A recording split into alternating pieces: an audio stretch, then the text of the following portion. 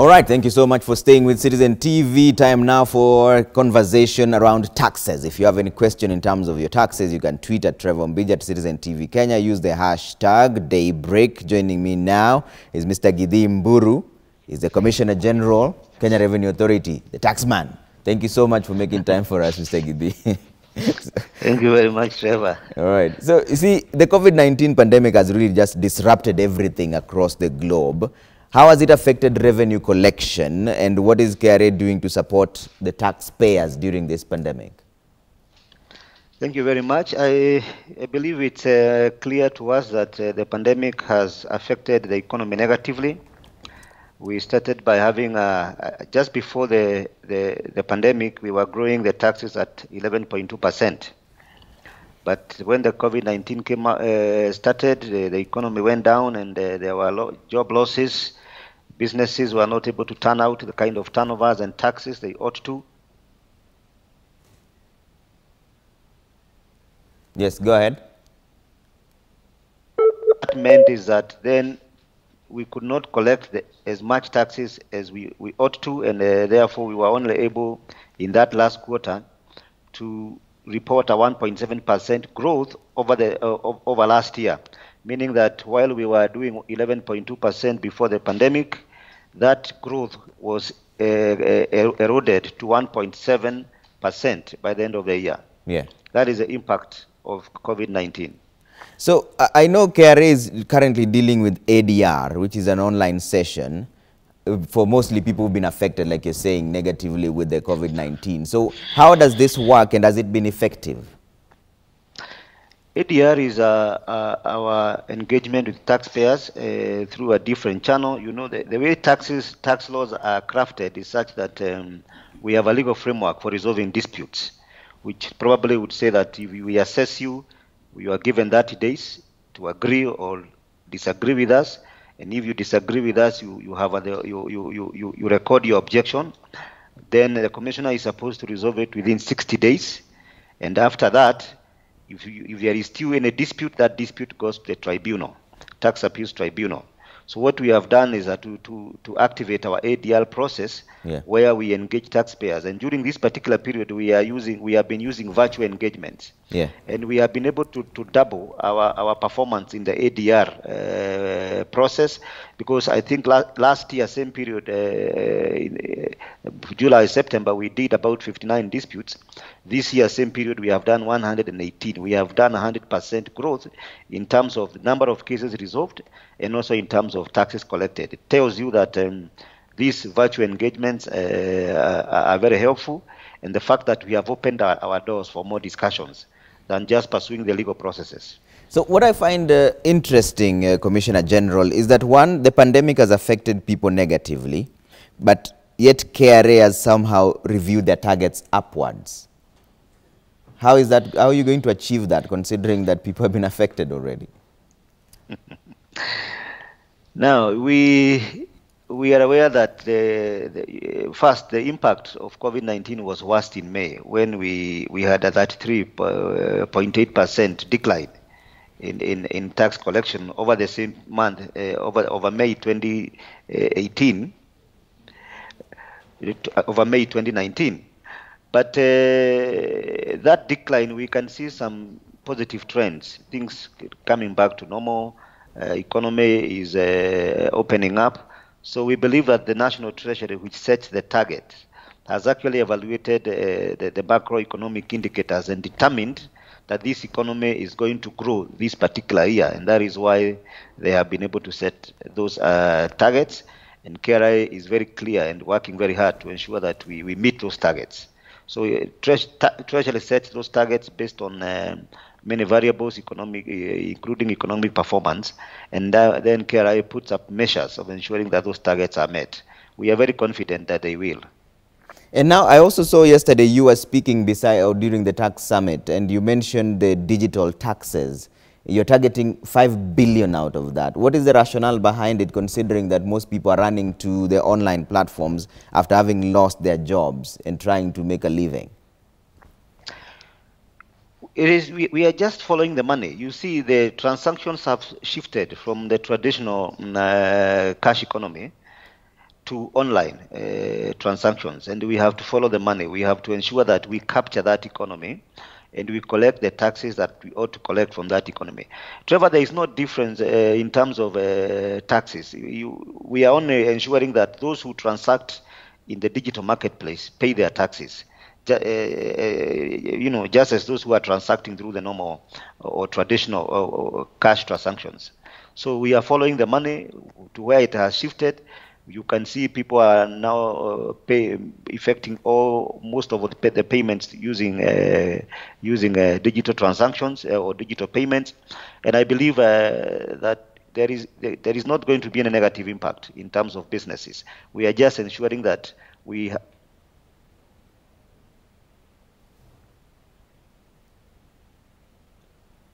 Okay.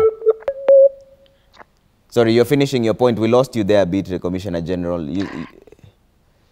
Thank you very much. I said we are following the money. We are just making sure that those who transact in the digital marketplace pay their taxes. Just similar to those who are transacting using the brick under the brick and mortar or traditional businesses. Yeah. So what is KRA then doing to ensure that the people who are willing to pay their taxes but are unable to go online and may just want to pay the mamambogas of this country, if they just want to be able to pay their taxes, how have you made that easier for them?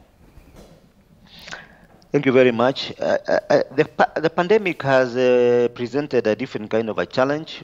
First, we had to reduce the level of interaction with the taxpayers. We reduced our physical presence in where we used to go and audit and validate documents. We deployed what we call technology. And what we are doing right now is to maximize the use of technology, optimize that, and ensure that we use technology. We have launched the M service. You can now use your mobile phone to log into our system and be able to pay your taxes, register, declare your taxes through a simplified return, and pay the taxes from the comfort of your phone. So we are making it very, very easy. You can even use M-Pesa to pay those taxes. This is to help us reduce the level of interaction and keep the kind of a distance that is required under the COVID-19 environment. We are also now receiving documents electronically. Previously, we used to ask taxpayers to prepare the documents and we go and examine. Since that is going to expose our staff and even the taxpayers, we are now asking taxpayers to just scan the documents and load them through our system so that we can have a look at them and then be able to determine the taxes, whether the taxes have been paid correctly, and then we start engaging on payment plans. And we are also really encouraging, Trevor, we are encouraging taxpayers to come and discuss with us. If a business is negatively impacted, they are not able to pay, then we are very accommodative through what we call payment plans. We can agree with you a number of installments to help you pay your taxes. Yeah. And what about the SMEs? Because now they're the engine of the economy somehow. What is KRA doing to ensure that they have a more conducive environment? First, the government went out of its way to ensure that they have a favorable tax regime. We have turnover tax at just 1%. So we brought it down from 3% to 1% specifically to support the SMEs. The government also went out of its way and made sure that those people who are earning 24,000 shillings and below are not going to pay taxes. So I believe the government is providing the kind of environment in terms of taxes to ensure that small businesses continue growing and they do not close because of taxes. So we have a very good favorable tax regime we call turnover tax, only 1%, meaning that in 100 shillings we just pay 1 shilling. Yeah. So, and I'm wondering now that with the movement in restricting COVID-19 measures, what is KRA projecting in terms of revenue collection? How do you see this panning out? Because we see now we have restaurants, people who've been told now they close at 10 before they were closing at 11. So of course there's some level of revenue that will reduce. What are you projecting as KRA for collection? The measures that have been put in place have already been considered in determining the target that we already have. So what we hope for is that this pandemic, the situation will not worsen, so that the government has to take further measures that can further impact the economy negatively. But if it is just about the curfew and saying businesses should close, bars and restaurants should close by 9 p.m., I don't think that will have a very negative impact. So I believe that as long as Kenyans are able to observe the containment measures, and then they do not continue, disregarding those measures, I think and I believe that the economy will continue to grow, and we will continue to collect the taxes and meet our target. Trevor. So how are you dealing with tax evasion? There are two issues here that I find interesting. There's one, tax evasion, and then there's double taxation for other people, for argument's sake. So let's start with the tax evasion part. How are you dealing with it? Tax evasion is where you are aware of your tax obligation and you deliberately decide you are not going to pay taxes. So you have made income on which taxes should be paid. You are fully aware of that obligation, but you devise mechanisms of ensuring that you do not pay. For example, you want to suppress your income by overstating your purchases. So you go and procure fraudulent invoices to come and reduce your tax liability. That's tax evasion. You make money and you do not even file a return to pay your taxes. That one, we are very, very clear and very serious about it. We have a very robust intelligence gathering mechanism. We are using data through our iTax system, and that data, we are able to cross-match all the information that we have in various databases, the Kenya Power databases, motor vehicle databases, and also the land registry, every information that we can gather, including SMEs. And we put together what we call profiles, the people who are not paying taxes. Right now, we have about profiles estimated at about 300 billion Kenya shillings, and we are working on them in terms of audit and investigations. So we investigate and then we assess. And where we see blatant evasion, then we even prosecute. We are going to still continue pursuing prosecution of tax evasion, so that then we can promote deterrence in terms of Kenyans not taking that route to excel at the expense of others who are paying taxes. Is there an institutional collaboration whereby if somebody, for example, person A purchases a vehicle and all of a sudden it appears in his NTSA Teams account, but then there's no clear way of how that transaction happened? Do you have institutional collaborations where you can tell that there's a miss somewhere, there's some money that is just came in and there's no line of tax obligation around it? Yes, thank you very much, Trevor. Like I said, we first of all, we have integrated our system, our iTax system and our customs system with various other databases. And the motor vehicle database, the Teams, is one of them. Most of the information flow from our system. When you import vehicles, that information flow from our system to the Teams system.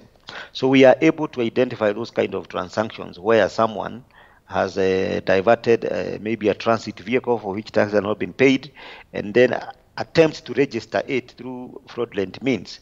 We are able to work with NTSA to determine, to get that person. We are also able to work with other government agencies. We are working very closely with the Directorate of Criminal Investigations, working very closely with the DPP and all other government agencies, including the EACC, to ensure that we share information and we collaborate. For example, EACC may have information during their investigations and they realize that this information may be of tax value. And they will share it with us. DCI the same. And then we together, as what we call multi-agency, are able to now have a complete view of that person, so that he or she is not just prosecuted for those other crimes, but he is also dealt with because of tax evasion. Yeah. So there is nowhere to hide, Trevor. Nowhere to hide. Okay. Commissioner General, what did you say is the greatest achievement of KRA today, and what is the greatest challenge today? Trevor, we have achieved a lot, and we need to always appreciate as a nation. Like I said, when we had about 10 years ago, we were collecting maybe about 600 billion Kenya shillings.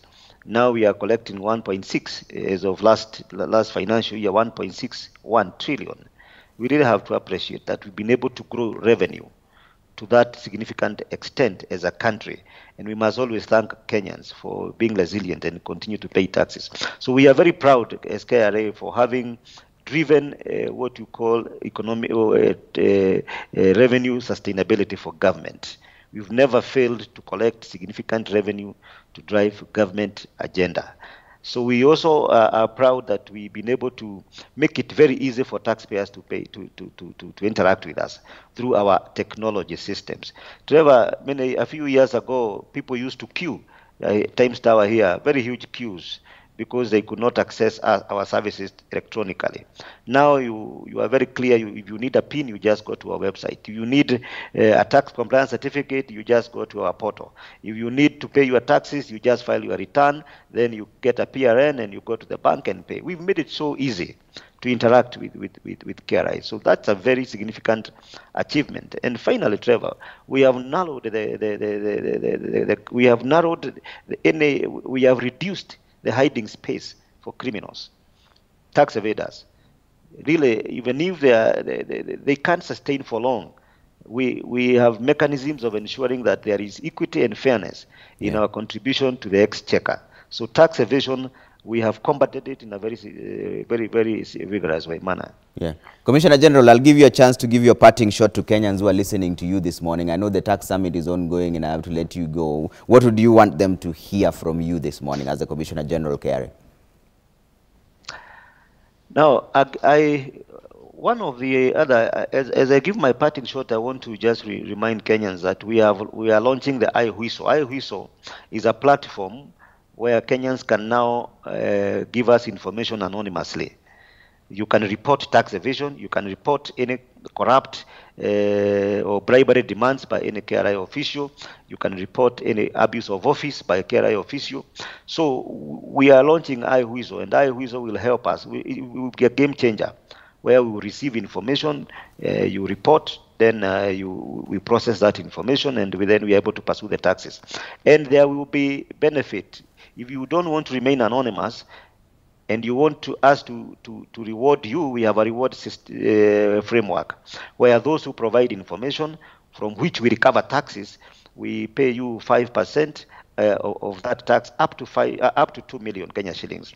We are trying to seek amendment to the law so that that maximum can improve from 2 million to 5 million.